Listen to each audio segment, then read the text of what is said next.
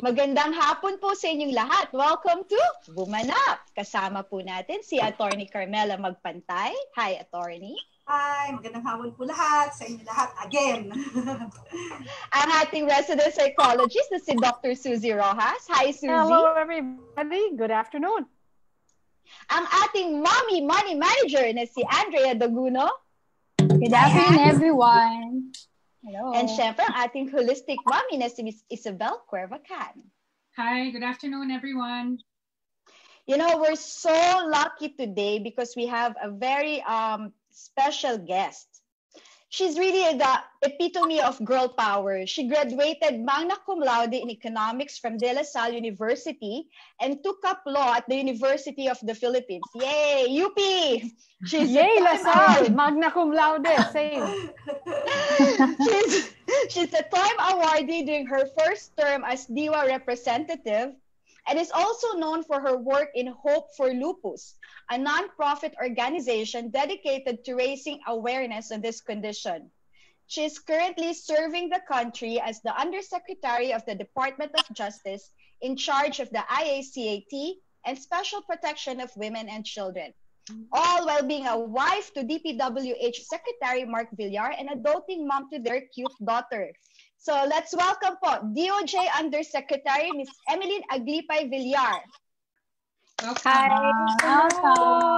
Thank you for joining. And also to all who are watching through are we it, or is this open to the public? Yes, we are open po to the public. We have our viewers po, our seafarers' wives, and we have seafarers watching us from their vessels abroad. And yeah, so international po yung reach. That's great. How are you, ma'am? How are you, ma'am? I'm doing well. I've adjusted well to the ECQ. In fact, I like working from home so I can be with my daughter. And I find that I'm more productive in the sense that I get more work done at home. Because before I spend a lot of time in traffic, now I don't need to leave the house. So I can do my meetings, everything through video conferencing, and at the same time do my work.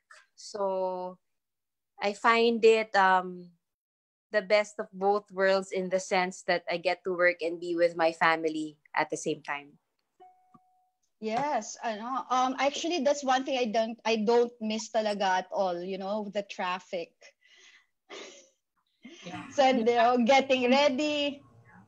The traffic and the traveling to and from the house, I think that's the biggest waste of time for people who... Yes, exactly.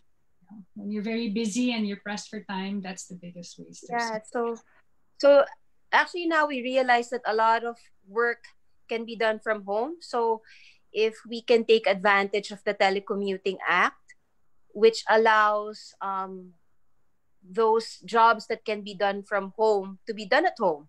So it's up to the employers. It's not mandatory, so it's up to the employers to create a system within their company to be able to allow some of their workers who do not need to be present to just work from home. In this way, you know, it also reduces traffic. Some may find it beneficial to them in the sense that they can be with their families. Yes. Although some find it harder, since it's harder to focus if you have domestic duties. Yeah. Mm-hmm. May mga tayo viewers po from Ranulfo Pascobello. Hello that's po, the ma'am. Challenge that poses. Yeah, hello po, ma'am, from Cebu daw po. Greetings po for you, ma'am. Hello to all those watching from Cebu. Suzy, you're saying something? No, I wasn't. I was enjoying the conversation. I did not realize there was a Telecommuting Act, actually. Yes, there is, but it's not mandatory. So I actually wrote about it in one of my articles in Star and said that maybe the government could improve on this existing Telecommuting Act and Also, we need to, if we will shift to really encouraging employers to have this system of working from home or outside the office, then we have to also develop the infrastructure that would be able to support it. Because right now there are still a lot of places with weak internet and slow internet. So this would, of course, be difficult if work needs to be done through online means. So that needs to be remedied in case we will really shift to or migrate to doing work online. Yeah. But then that means that looks like it's a great future for the change, right? And if we're looking towards what a new normal would be, that would be really great. Telecommuting with better infrastructure, then that means that things can, will hopefully, that would assist in making things easier for all of us, in the very near future. Yes, definitely. It's one positive thing that came out of this trial that we're going through right now is that, we realize that there are different ways and more efficient ways of doing things. Yes. It's always a positive side to everything, right? Yeah, definitely. Let's just look at the positive. Yeah. I was reading your article recently, Undersecretary, on the increase of abuse, increase of home abuse at this time. Yeah, actually, would you like to comment on that? Yeah, I will be coming up with 2 more articles on OSEC. Nice. One which will come out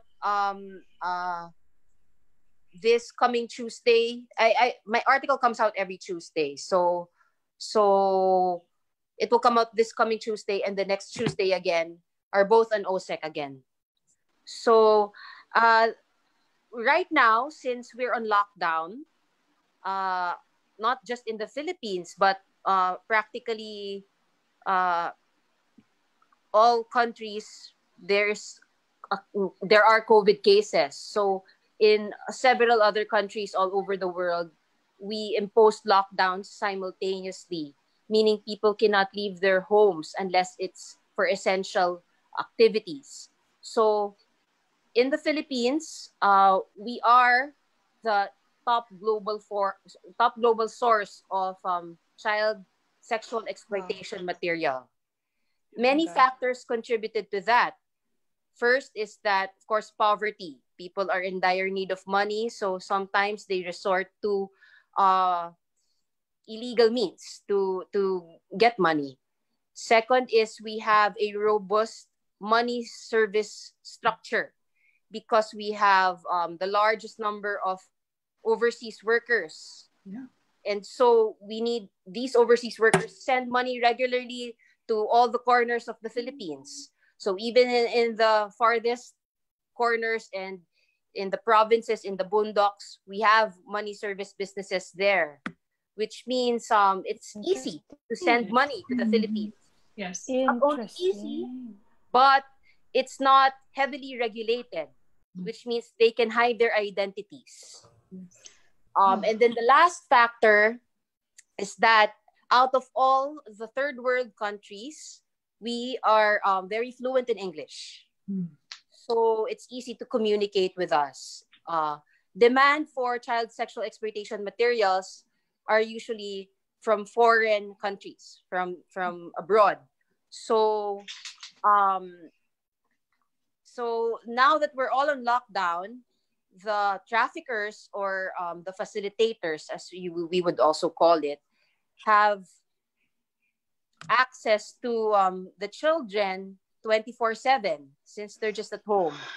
Usually, based from our operations, the traffickers are 60 to 70% of the time relatives, their own parents, or close family friends, people who have moral ascendancy over the children's, people who they trust.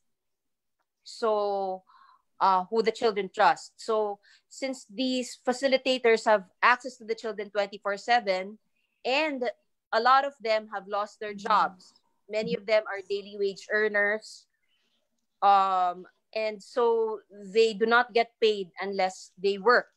And since we are in lockdown and a lot of businesses were forced to shut down during the community quarantine, then they have no source of income, which pushes them further to commit these illegal acts. On the demand side, since on the demand side, they are also on lockdown, Yes. then it means they're just in their computers the entire day and not doing anything. Whereas before, they probably had a day job. Now, they're just at home. So it increases the chances of them soliciting for child sexual exploitation material. So all these factors come together as a perfect storm for the rise of cases of online sexual exploitation and abuse of children. And we have the numbers. So comparing the numbers of the presence of child sexual exploitation material coming from the Philippines, it increased 200-fold during the time of the lockdown. 200. 200 actually around almost 250%. So oh my God. So that's an alarming number. That's an alarming. Yes, but when it was I think the number is also bloated in the sense that sometimes because it's computer generated, meaning every time there is a naked photo of a child appearing online, it's counted even though it's not necessarily to exploit the child. Like for instance, before I posted a photo of my daughter in my Facebook account, my personal Facebook account, she was taking a shower. So they tag that, they can tag that, but it was an innocent post. So they tag that as child sexual exploitation material because it's the computer that generates it. So every time there's a naked photo, even if it's just an innocent post, not meant to exploit the child. Yes. Also, there were some that didn't have a nexus in the Philippines, meaning it's an error. Third, is that sometimes if it's reshared, so if I post it and someone shares it and then it's reshared and reshared, it's counted several times, even if it's just the same photo or video. Yeah. So that's why it bloated to such a big number, because it's not just actionable photos that are tagged by the computer. It's artificial intelligence that tags these photos, and every time it's shared, even if it's an innocent photo or a non-actionable photo, meaning it's not criminal, then it's counted as one and one. So now more than ever, people are just on their computers the whole day. So so a lot of people have been sharing photos and videos as well. Yeah. What I think we should watch out for more is, rather than just those that are visible to us or are monitored by us, are those that are not monitored by us, in the sense that we don't have any technology as of yet to be able to get evidence of the sharing of these materials. So this includes live streaming videos. Because when videos are live streamed, after the live streaming, there's no trace of it anymore. Yeah. So that's what's hard for us law enforcers to track. Yeah. And I think these live streaming videos are the ones that we should be worried about, and it's, I think that maybe since we don't have the numbers, we can't say for sure, but I think that this would also be on the rise right now because we are on lockdown. Yeah.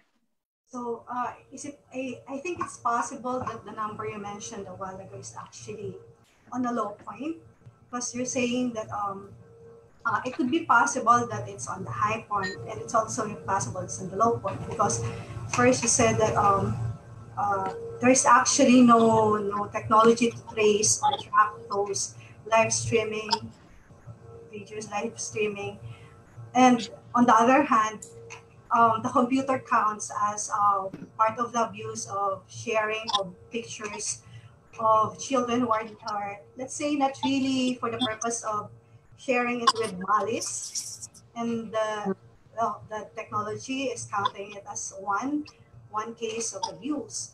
So I think it's really hard to figure out if it's really the number is really that accurate. It could be high and it could be low, because there might be so many abusers who would prefer live streaming, in fact, and we cannot trace that, as you have said. As to the still photos and videos that are shared on the surface, it could be a bloated number. Those that are shared on the surface, which I quoted earlier, but those that are not, meaning through live streaming or the dark web, then those we have no that have no trace after they're shared, then it could be higher. Of course, we don't know. So we don't know the exact number.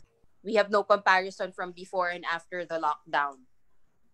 You know, this is I think what people don't realize is that when this happens, we are actually forging what kind of generation or society we will have in the future, because abuse, exploitation and abuse is something, it's like it's very insidious.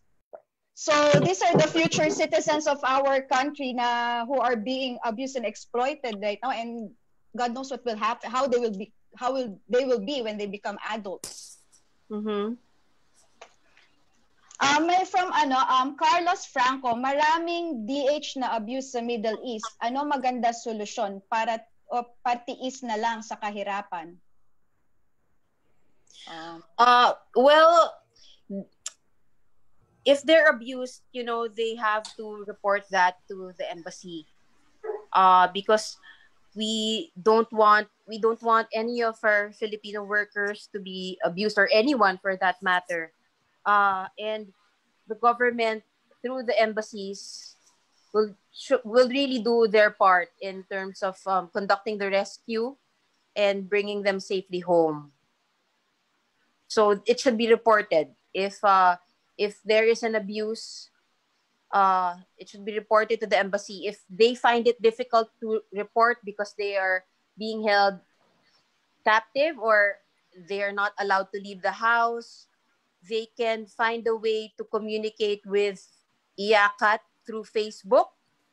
They can send a message through Facebook to IACAT or to the embassy, because embassies have a Facebook, our Philippine embassies also have a Facebook account, and they can send a pin of their location. So they can open their location and send a pin of their location, and a rescue will be conducted. So we've done that several times already for our overseas workers, not just domestic workers, but others who were victims of sexual exploitation and who were being kept prisoners inside a room where they don't know where that room is. They don't know where they are. So they just sent a pin of their location and they were rescued and they were brought home. Another question from one of the viewers, sorry. What can be done if we know of someone who is suffering physical abuse at the hands of someone in their household? Considering that a lot of people who are already experiencing abuse in their household are often hesitant to report it themselves, or afraid of their abusers, or they don't want to lose their abuser. Can an outsider report it? What do you mean? Yes, they can. They can call 1343 action line. So 1343, they can just dial 1343. So later I can share with you all the numbers that they can call. They can call the Women and Children Protection Center. There's one, I can give a number for Luzon, Visayas, and Mindanao, where they can contact their the Women and Children Protection Center. But the 1343 action line should also be working, and they can call that. Mm-hmm. Attorney, you were saying something? Yeah, in relation to that, naalala ko lang kasi manonood natin mostly actually asawa ng seafarers and or seafarers themselves. No?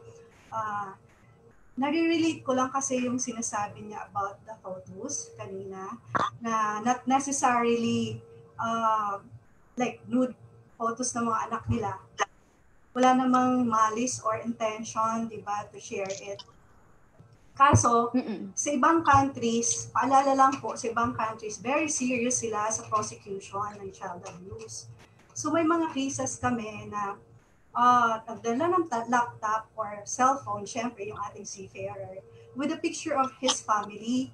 Mahilig tayo na, like after, for example, for summer, di ba?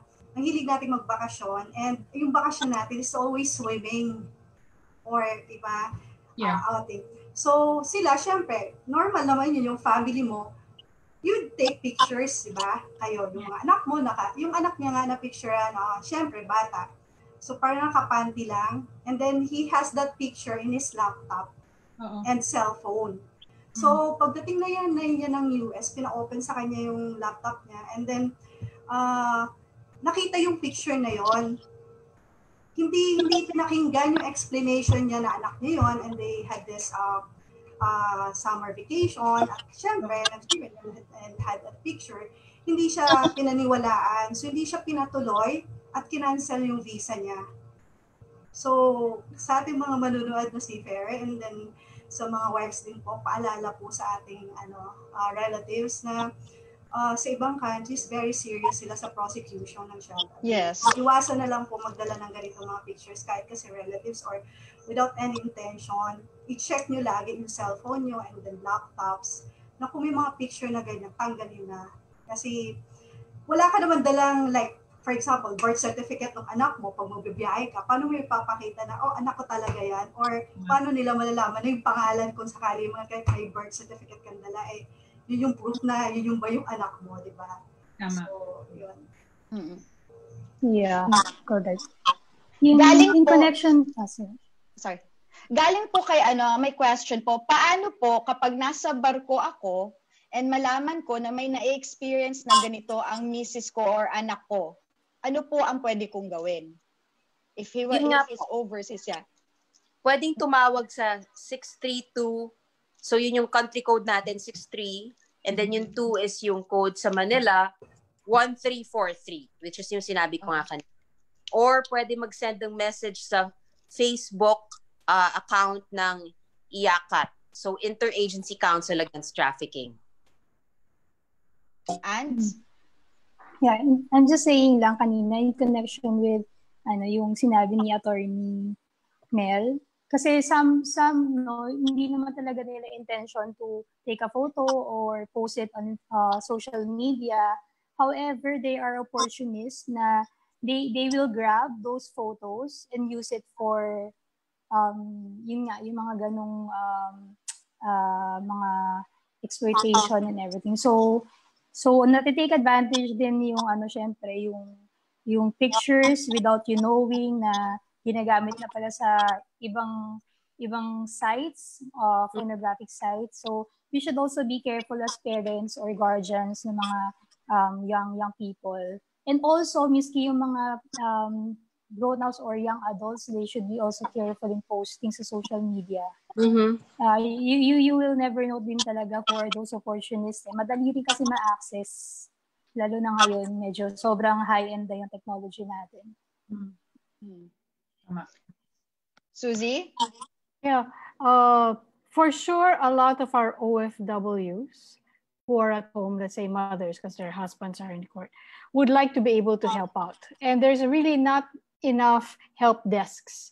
And now that the teachers are the kids are no longer in school, the teachers are unable to spot who are being abused, because that is part of that is part of the job of the teachers. There's a lot of training for the teachers on how to spot whether or not a child is abused. Undersecretary, are there booklets, materials, tips, reference points that we can give to mothers or regular people so that they can tell whether or not the child is being abused? Okay, so right now there are materials available at the Interagency Council Against Trafficking site, but just for purposes of observation, I guess, it's difficult. Well, I don't know if I'm competent to speak about it because it's more of psychology. It's probably, maybe we can, because we're on the prosecution side. Understandable, yeah. I'm from the Department of Justice, so it's more of investigation, case build-up, and prosecution. So it's different because there are some children who are able to hide it well. Yes. And they will hide it well.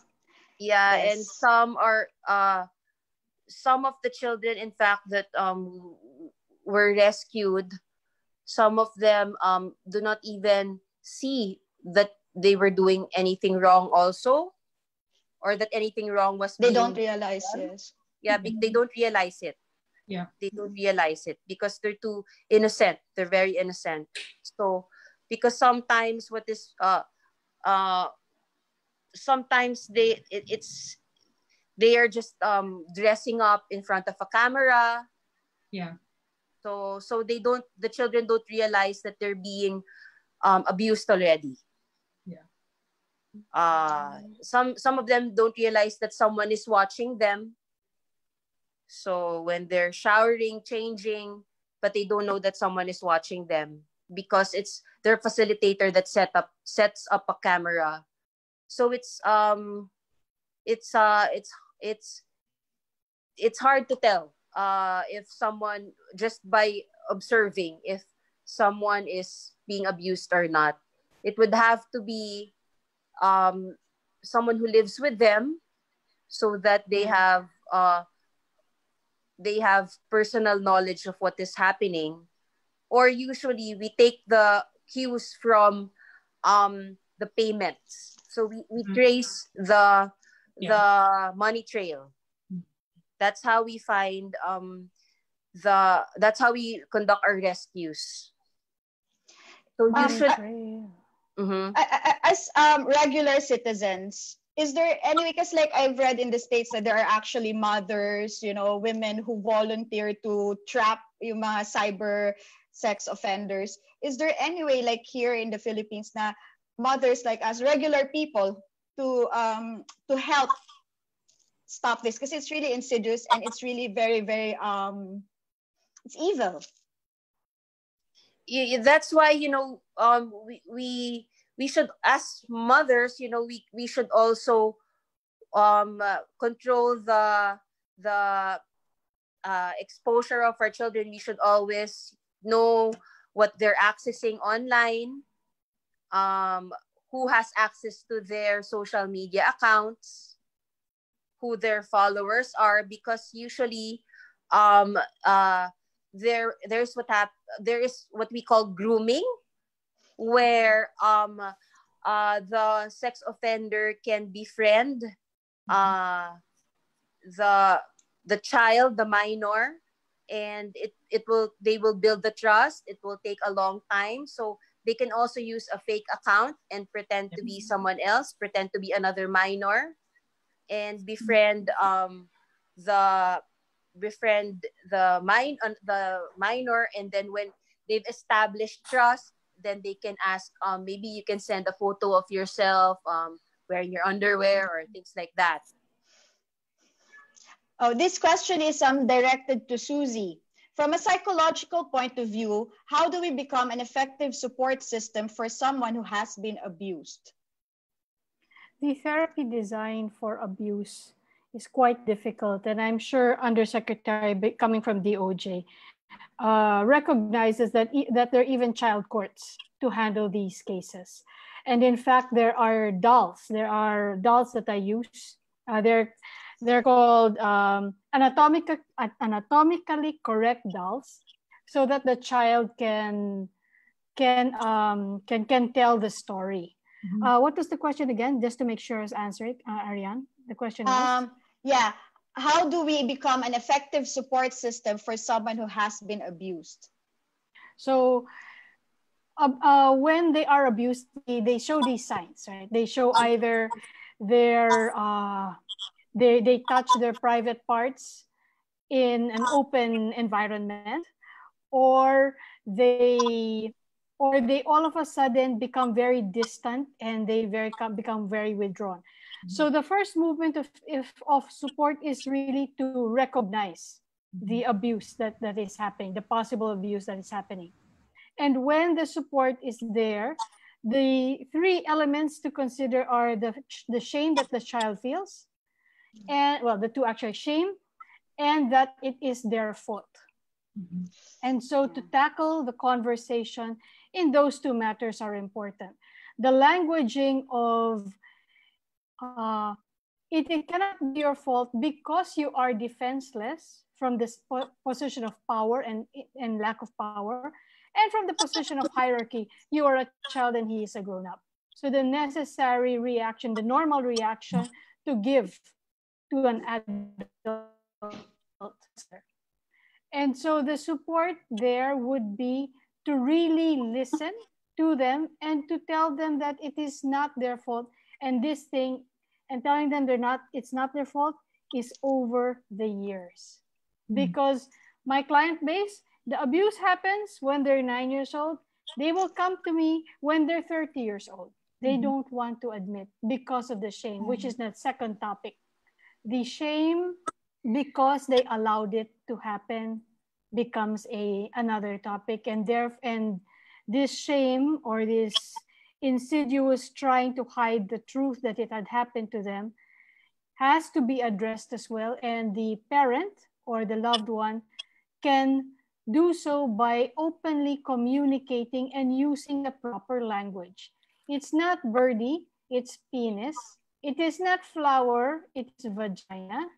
And that kind of specific language in a very adult and very open discussion.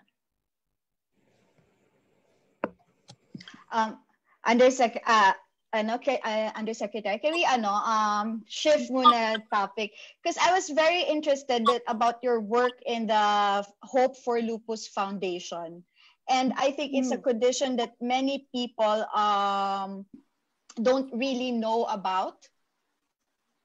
Can you share something about your this foundation?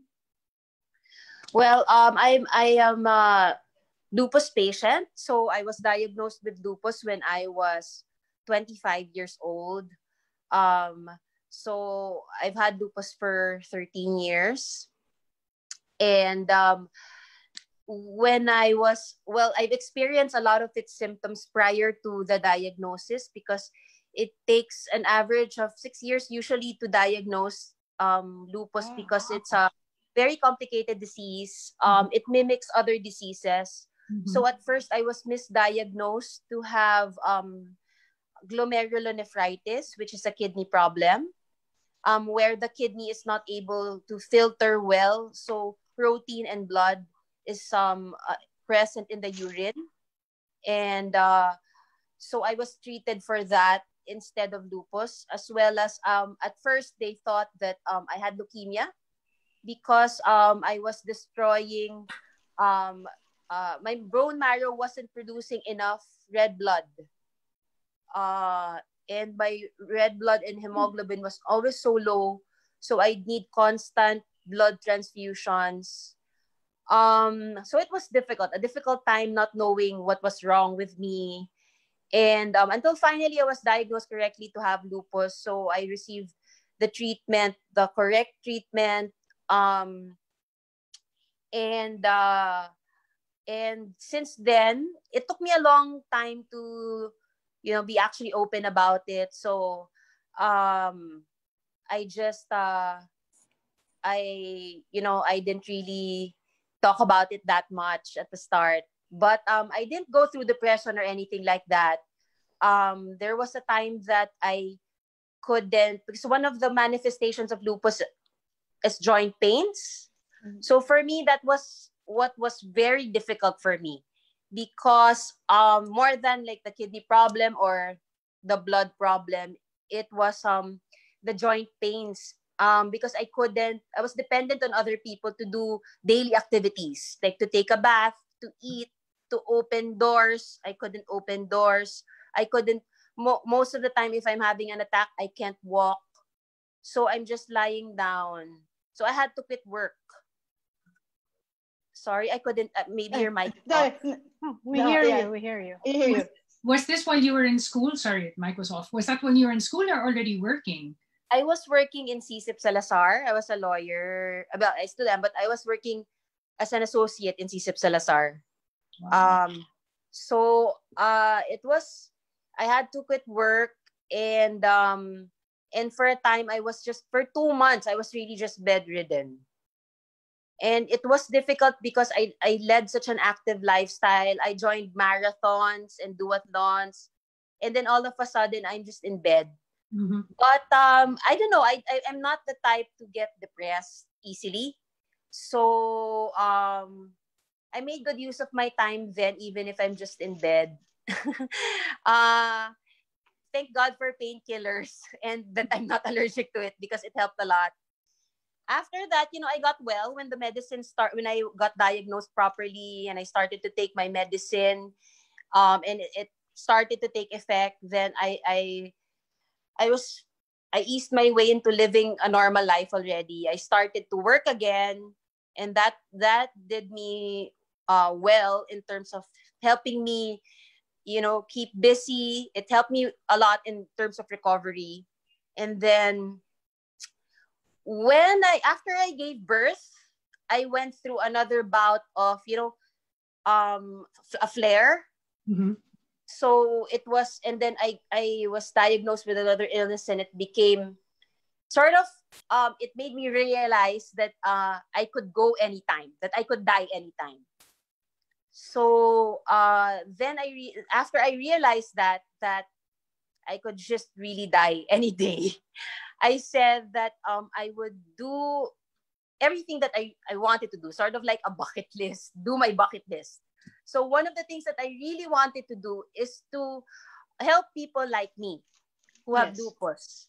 But I wasn't able to do it for such a long time. So it took me 10 years to actually decide, okay, I'm just gonna do this. So and that's when I decided to start the foundation. And I wrote 2 books on lupus. One is in English, and I wrote it with 3 rheumatologists who are all professors at the UP College of Medicine, and practicing rheumatologists. So it's a reference and self-help book, mm-hmm. which used to be available in bookstores, but we decided now to just make it available online. Mm-hmm. So it is available online. And then I wrote a Filipino book. It's just a booklet, a shorter version, written in Filipino, which is available for free, mm-hmm. in all barangay health centers around the Philippines. And the content is also available online. So that's the part about the foundation. So the foundation, mm-hmm. has now been existing for 3 years, turning 4 this year. And we help people with lupus financially. Mm-hmm. And also we have regular activities for patients with lupus, because since it's a chronic illness, we need our meds every day, all the time. Yeah. We depend on it. So And some of the medicines are expensive. Mm-hmm. So, and of course, when we get a flare, the treatment is also expensive. Yeah. So I think that's a big help to them, and also the support system that we have. We used to do regular meetups face to face, but now we just do it through Zoom also. So we check on each other, and we have wellness activities. So I've developed a lot of good friendships with those with lupus like me. So it's been great for the past 3 years and a half with the foundation, and with my friends who are fellow lupus warriors. That's really admirable. I mean, it takes courage to admit to something like that. I mean, I have psoriasis, and it's really difficult. Like when I accidentally eat something that I'm not supposed to eat, and it's really uncomfortable, And just when I was growing up, I would get teased about it because it manifested on my nails, so they don't look normal, and I got teased a lot about it. It was very difficult to be judged for it, so I find it admirable that when there is something that's unfamiliar to everyone, somebody can step up and talk about it bravely. Well, one of the things that I experienced that I also, in a way can relate to you, because I lost my hair 3 times already, like through my lupus life. It's one of the manifestations. So one time it was almost completely gone. So usually for the large part of my lupus life, I'm just wearing extensions. Mm-hmm. So extensions or wig, a full wig. Mm-hmm. So sometimes when it gets thicker already, I don't wear extensions, but I have a lot of bald spots. So until now I have a lot of bald spots. So sometimes it's difficult to hide it, so people usually make fun of me because of the bald spots, or I get really conscious. But I just realize it's very superficial. But to some people, I think it means a lot to them, like to lose their hair. A lot of people get depressed.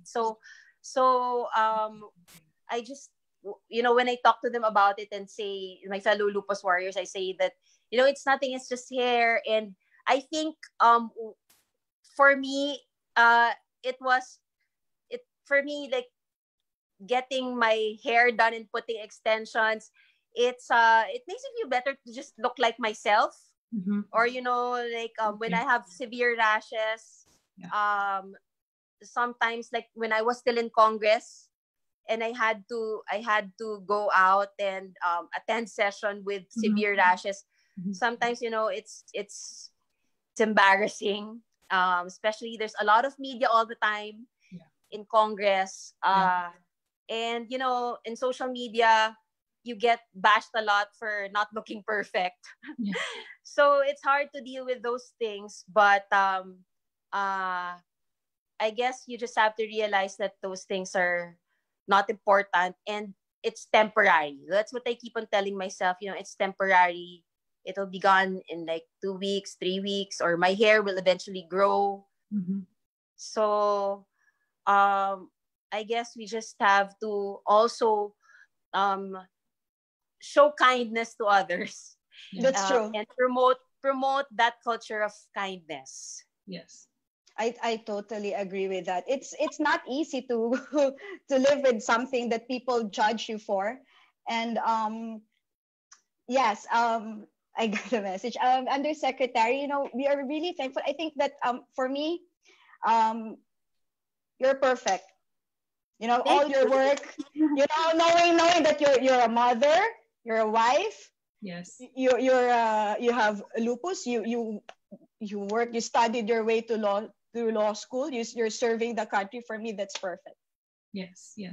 To undergo so much and to be able to have achieved what you have and what you continue to do in spite of the challenges that you've had, the personal challenges that you've had, because not everybody has what you have, and I don't think everybody could have or would have succeeded as much as you, and and triumphed over such a big personal challenge. So yeah, what a great job you're doing. Well, I couldn't have done it, without all of other people helping me, like my family and everyone. I have a good support system. So I can't say that it's just me.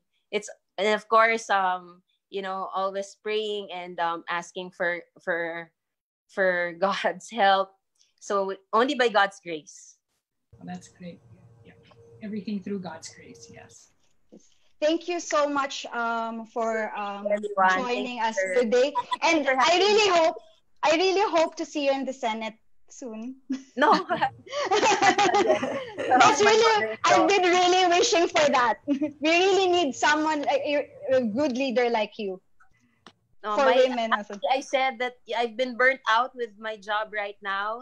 And one of the things I realized with this lockdown is that I've been missing a lot of time with my daughter. I just looked at her one day and she's so big already. So I like this time when I get to spend a lot of time with her and cherish those moments that I wasn't able to at the start because I have so much work. So I might just dial down on the work that I've been doing. Yeah. Pick your projects. Pick your projects. Yeah, that's right. Yeah, like, you know what? Ako, yung daughter ko, my youngest, she's, I was baking, and then when I turned, oh my God, dito na lang pala ako. I didn't even, I didn't really, I mean, it's not like I'm the tallest person in the world, but you have to see that dito na lang ako. It's like, wow, time flies so fast. That's true. So thank you so much for your time and for inspiring everyone. It's really always inspirational to talk to you and be with you. Thank you very much. Thank you.